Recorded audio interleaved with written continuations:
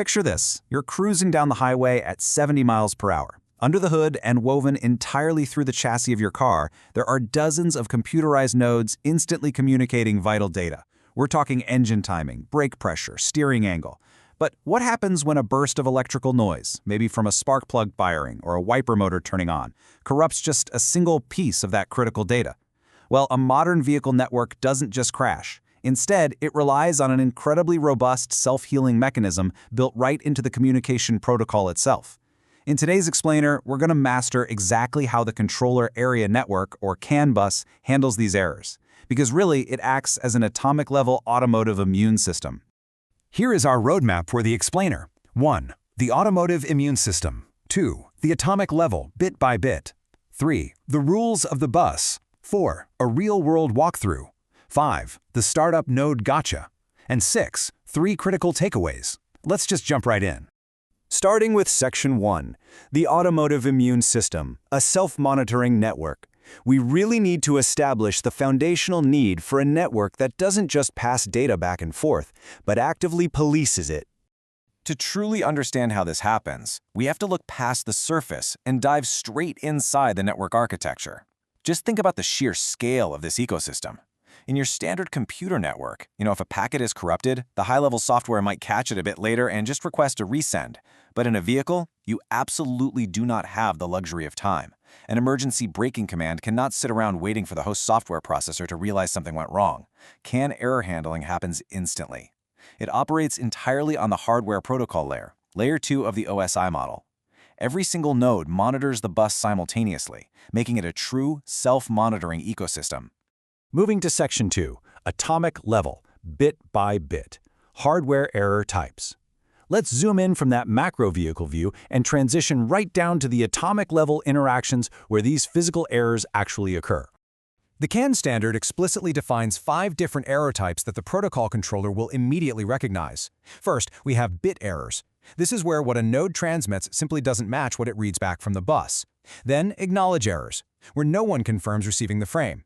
We've got form errors for structural violations and stuff errors when bit stuffing rules are broken. And critically, CRC errors. The protocol uses a 15-bit cyclic redundancy check. This specific mathematical formula acts like a digital fingerprint for the data frame, and it mathematically guarantees the detection of up to 5 arbitrary corrupted bits anywhere within that frame. But how exactly does a node signal to everyone else that it caught one of these errors? Well, this brings us to a visual analogy you should never forget. Think of the normal CAN bit stuffing rule like a steady heartbeat. The standard mandates that you can never have more than 5 bits of the same polarity in a row. But when a node detects an error, it deliberately violates this rule. It fires an active error flag, which consists of exactly 6 consecutive dominant bits. Think of those 6 dominant bits as shooting a bright red flare gun straight up into the night sky. It purposefully breaks the rules of the environment to instantly and unmistakably halt all network activity, alerting every single node that something is wrong. So let's look at the exact atomic construction of that event, which is called an error frame. Step 1, a node detects an error. Step 2, that node immediately fires the primary error flag, our 6 dominant bit flare gun. Step 3, because those 6 dominant bits break the stuffing rule, every other node on the bus immediately detects the violation and fires their own secondary error flags in response. Step 4, after the flags overlap, the system clears the air with an error delimiter, which is exactly 8 recessive bits. The bad frame is completely destroyed, global data consistency is maintained, and the sender knows it has to try again. All right, Section 3, the rules of the bus, mathematical logic. But wait, what happens if a node starts firing off error flags constantly just because its own hardware is broken? That brings us to the strict mathematical logic that governs the system. Every CAN controller tracks 2 specific, highly important variables: the receive error count, or REC, and the transmit error count, or TEC. These aren't just arbitrary numbers. They're governed by very strict mathematical inequalities. If REC is strictly less than 128 and TEC is less than 128, the node is in the error active state. If REC is strictly greater than 127 or TEC is strictly greater than 127, the node is pushed into the error passive state. And finally, if the transmit error count, the TEC, becomes strictly greater than 255, the node enters the terminal bus off state.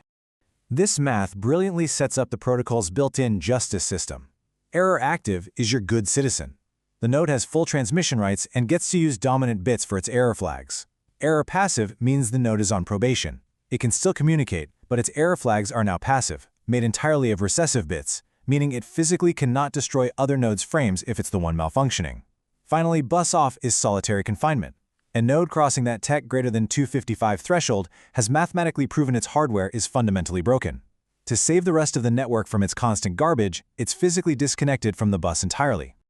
Now, a crucial question. Can a node ever get out of solitary confinement? Yes, it can, but the standard demands rigorous mathematical proof that the network has stabilized. To reset its counters back to zero and return to error active, a bus-off node must observe exactly 128 occurrences of 11 consecutive recessive bits. Let me say that equation again.